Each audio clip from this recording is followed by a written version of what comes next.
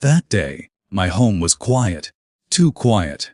The silence felt heavy on my chest. I stood near the door for a moment. My keys were still in my hand. Something inside me felt uncomfortable. It was strange because this was my home. I had lived here for years. I knew every sound this place made. I slowly closed the door behind me. The lock clicked softly. That small sound felt louder than it should. I took a few steps forward. The floor felt colder than usual. No one came to greet me. I called out gently. My voice echoed back. There was no answer. That was unusual. Someone was always home at this time. Even a simple sound was enough. I told myself I was tired. Maybe my mind was overthinking. But my heart did not agree. I moved deeper into the house. The lights were off. The air felt thick. Every step felt slow. Every sound felt sharp. I could hear my own breathing. Then I noticed the door. The back room door. It was slightly open. That door was never open. Never. Someone always kept it closed. I stopped walking. My body froze instantly. My heart started racing. I tried to calm myself. I forced a small smile. It's nothing, I whispered. But my legs did not move. Fear held me in place. My hands felt cold. I took a deep breath. I moved closer to the door. Each step felt heavier. Before I could reach it, I heard something. Voices.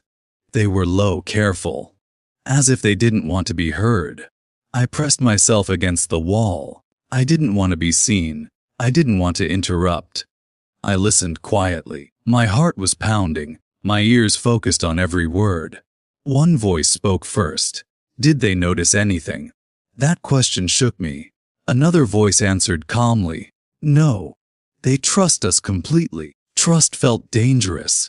My stomach dropped. My throat went dry. I felt dizzy. They mentioned my name, casually, like I wasn't real. They spoke about me, not to me, about me. Plans were being discussed. Decisions were already made. I was not part of them. I felt something break inside me, a deep crack, something that couldn't be fixed. One of them laughed quietly. That laugh was familiar. That made it worse. That voice had comforted me once. That laugh made me feel safe before. Now it scared me. I wanted to run. I wanted to scream, but fear kept me silent. My body refused to move. My mind was screaming. My heart felt trapped. They kept talking. About waiting. About timing. They spoke as if I was a problem. Something to be handled. Something to control. I stepped back slowly. My foot touched the floor. The sound was too loud. The voices stopped. Suddenly, the silence returned. My heart almost stopped. I felt exposed, like they knew. A chair moved. Footsteps followed. Someone was coming closer. I pressed myself tighter against the wall. I closed my eyes. I stopped breathing. The door opened wider. Light spilled into the hallway. My shadow trembled. I expected everything to end. I expected questions. I expected anger. But the footsteps moved away. The door closed again. They didn't see me. Relief did not come. Only fear remained, stronger than before. I slowly walked to my room. Every step felt risky. The house felt alive. I entered my room quietly. I locked the door. I never used to lock it. I sat on the bed. My hands were shaking. My thoughts were racing. Memories flooded my mind. Smiles. Promises. I questioned every moment. Every word spoken before. Everything felt fake now. That night felt endless. Sleep never came. Fear stayed with me. Every small sound scared me. Footsteps. Whispers. I understood something painful. My home had changed. And so had I. Morning arrived quietly. Sunlight entered my room. It felt cold, not warm. I opened my door slowly. The house looked normal. That made it worse. Everyone was awake, smiling like usual, talking like nothing happened. Good morning, someone said. Their voice sounded kind. I felt sick. Breakfast was on the table. Laughter filled the room. I couldn't understand it. I sat down silently. I watched them closely. Something felt off. Their smiles didn't reach their eyes. Their conversations stopped when I spoke. I noticed everything now.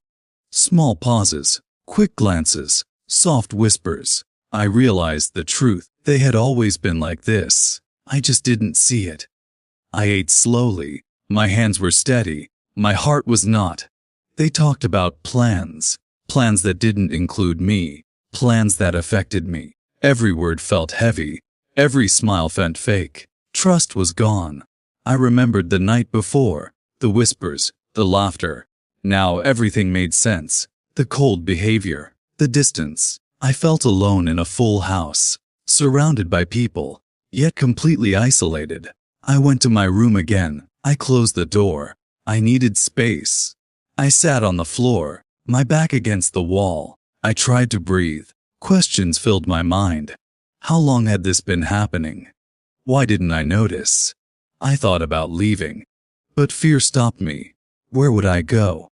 That house was all I knew.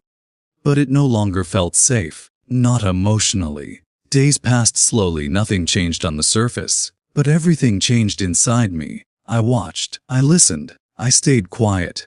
I noticed secrets, hidden messages, late night talks. Every time I heard whispers, my heart raced, fear returned. I started locking my door every night. I slept lightly, always alert. Home became a place of tension, not comfort, not peace. One evening, I heard my name again, from behind closed doors. Soft voices.